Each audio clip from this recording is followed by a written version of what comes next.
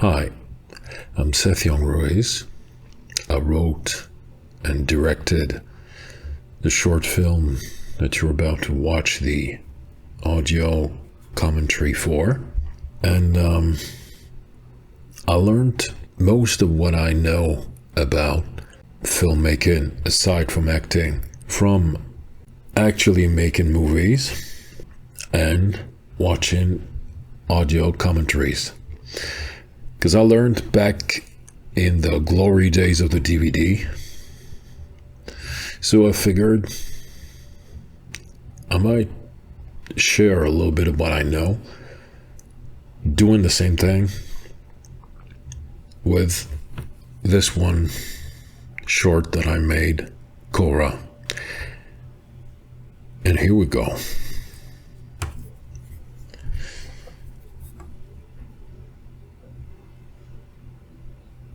So yeah, that shot. So this is the very first shot of the movie, of course, and so the idea is to give you as best a notion as possible, give you the viewer of the mood, the theme, and the whole look of the movie. That's why there were lots of shadows. There's a mirror, different perspective on a character that we see. We see her being recorded in the monitor, and we see a mirror behind her. And then we move on to this, what I call domino effect, little introductions for a bunch of the main characters. She gives context. It has to breathe enough so that we can take in what she's saying to us, while we have a first feeling of these characters. And now, classic establishing shot, you see the bus stop, Interpol. It's actually the international headquarters of Interpol in Lyon, France. Another character on the phone with someone. The idea of all this is to, as I said, to give a feeling of a domino effect. And we need to connect the characters. It couldn't be for, I think, 7 or 8 characters to introduce that way. It couldn't be just little bits of all of them like we had before this scene. It would not be as dynamic enough. So that's why we switch to a direct interaction, almost direct interaction on the phone between two of them. Then we go from the male actor to a direct interaction with someone that's here in the room with him. Lots of over-the-shoulder shots in the movie and shadows. And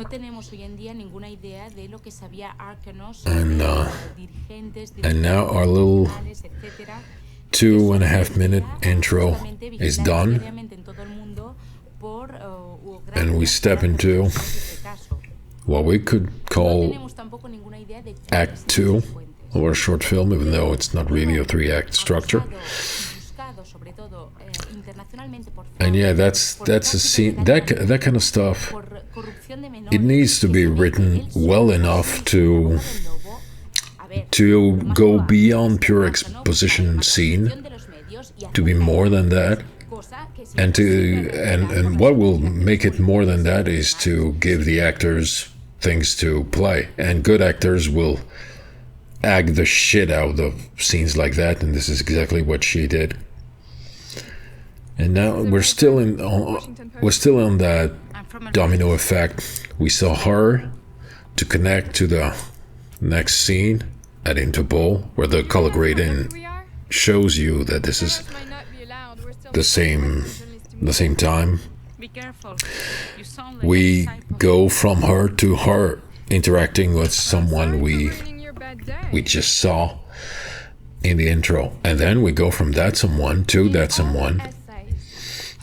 These little interviews are here to give context in an interesting way, and of course, also to introduce the characters, because since it's all about, there's a mole, someone who might know the cult leader that's about to make an improvised press conference.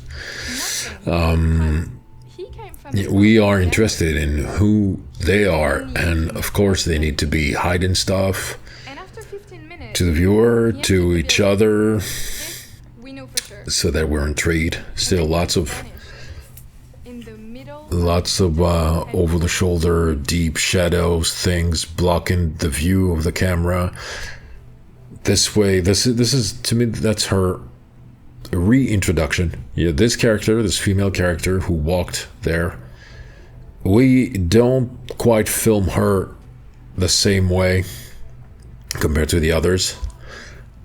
It's to, as subtly as possible, imply that, show you, foreshadow the fact that she's gonna be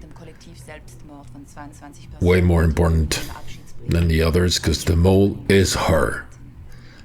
You know, there's just a little detail that I don't like about this take, but acting-wise, it was the best. It's just when she leans forward, her nose gets into the light, and it's a little clown nose that it creates. The little clown nose effect. Same for the chin. I don't like that, but it was the most alive take that we had. And yeah, lots of backlit shots. We moved with the sun as much as possible, because we don't represent these scenes in a realistic way. The sun, it would be different if we had shot all these close-ups, just the way the whole scene was blocked. So we made sure to have everybody backlit like that, and to step into a quite supernatural, surreal representation of these flashback scenes. This little scene, you know, I wanted the actor, Adrien, great actor, great dude, to both be looking for something in his memory, but also realize slowly that, oh yeah, he remembers, and there's something that he saw and suspects, but he won't tell us. And here's an indication. In that last gesture, it's something that implies the man is on the back foot a little bit, he's keeping things to himself. Where are you coming from? So, and now we start to, after the first scene where my character, because that's my character, the possible cult leader, play this one. This is more, the first scene was very surreal. This is more realistic. Not the shot on my eyes, though. It's lit a little differently. It's backlit, as if it was coming from the first scene when I show up, even though here it's supposed to be more realistic. So it implies that it's all about perception. This guy is perceived by the witnesses, journalists, more than their memories. They might be blurry and unprecise, and they might be unreliable, and they are unreliable, the raiders, some of them. So she's got lots of things to act. Well, not lots of things in that scene, but deep things. She hides not facts or ideas, but emotions. Here in that scene, she was hiding deep emotions, feeling of betrayal. We are in between realistic and surreal in that little scene, and the idea was I didn't want to show my face too much. I wanted to show my face as little as possible. keep the mystery alive as much as possible, and to have it pretty much the whole movie be the whole short film be a build-up. That's interesting. You know, and yeah, we had a nice close-up, extreme close-up, right before that to connect with the guy. Clearly is intense. Why? This is a little bit of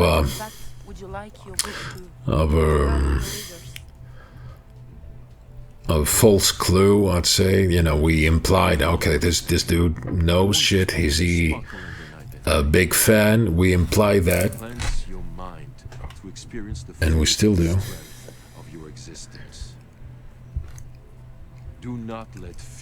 And yeah, we start to show more of the journalists together in shots to in a way drive a wedge. I think that's the expression between my character and all of them. And there's some indication that there's not that much of a wedge between the French journalist, the brunette one, and me. And this guy clearly knows something. We had fun with the lighting here. We were like, okay, we'll go a little bit into mobster movie territory with the lighting, because, you know, the character is Italian, the actor is half Italian, and of course it was just an indication, and just to have a little bit of fun. And still, my character, I tried to be very careful with the close-ups. We always see him from a distance, or very rarely it's either extreme close-up or he steps into a close-up for a very short amount of time. But, you know, we're a little further away because, of course, one of the big questions is, who is this guy? And is he sincere? Is he insane? Is he a manipulator? And we have their close-ups. That's the moment where we use these close-ups to make them feel like people first. But she's not filmed in a close-up, just like me. We're filmed pretty much the same way. My partner in crime and me in the movie, still another indication that we represent pretty much the same thing, that we are connected. One of the rare moments where the camera follows a character in the movie, because to me the edit can be very, very dynamic with static shots, but this shot was followed me to indicate the perspective of someone on me. And now we're about to reveal who's the mole, who's connected to my character. And even though it's a more realistic scene, it's supposed to be that kind of scene that reveals, you know, we create a little build-up towards who is that, and that's her, but she's got her hair different. We might need a little time to recognize her, but the whole how do you pronounce that in English? Chromatic aberration. You know, these blue and yellow lines on the characters and on pretty much everything. It's very VHS tape look. It implies still a memory, a perception, maybe nostalgia. So, is it really real or from her perspective? And we get, as the scene goes by, we get closer to seeing it from her perspective. The shot that we just saw was literally her POV. This is not, but I tried to be subtle but clear about that. He touches her because it's supposed to be a healer, and that's also goodbye, because that's, it's a bit of a will they, won't they, have they kind of dynamic. I wanted to have a deep connection between these two characters that you could feel, and people can interpret it, can have their own idea on what it was exactly. But it's a little bit of a heartbreak to her, so, and she might be in danger, as we realize thanks to the scene that just finished. So finally she leaves. I tried to be just clear enough about the timeline of the events that are shown, but mostly it's about how it is felt by characters, by the main characters, by her.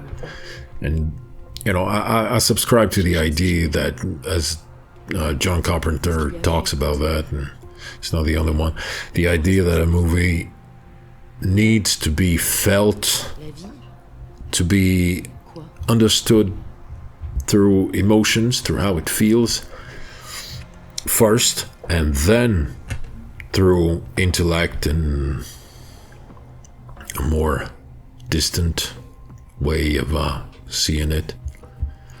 I think the movies that are able to do that are the movies that stay with you. And now still, this is supposed to be very realistic scene, but there's all these jump cuts on her. It's how she experiences that moment. That is the moment that propels into the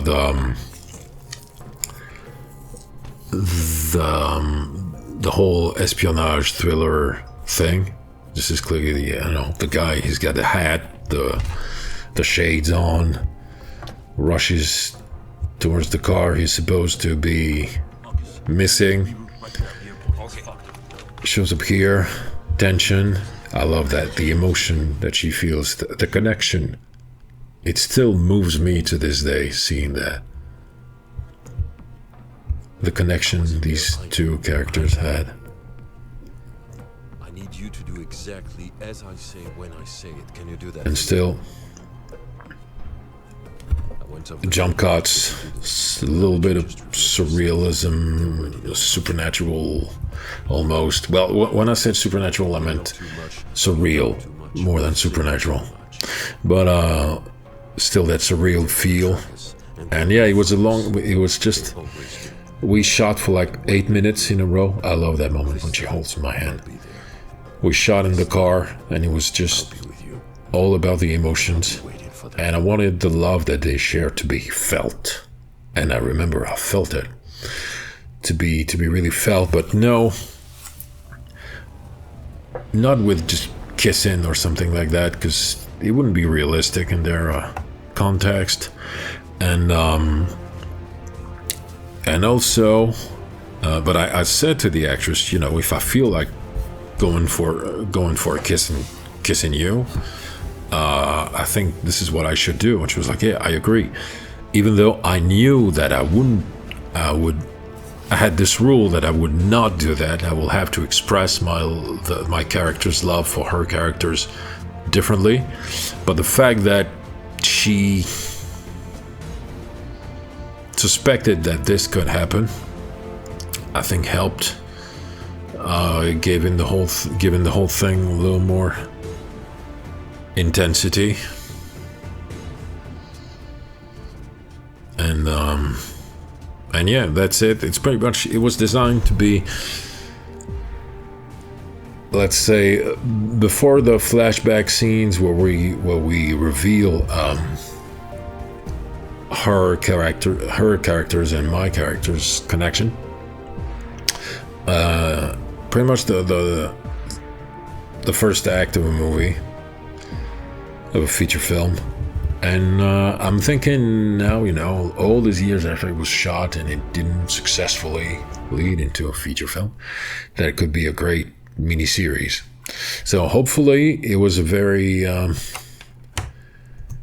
it was just me touching upon some things. I could say way more, and I will very probably make a video where I break down everything in detail. Maybe it's gonna be behind the paywall if I go too far, if I go very deep in all of these details. But hopefully that was useful and interesting, and I'll probably do more of these. So, have a good one. Believe in yourselves. Tell your truths. And see you in the next one.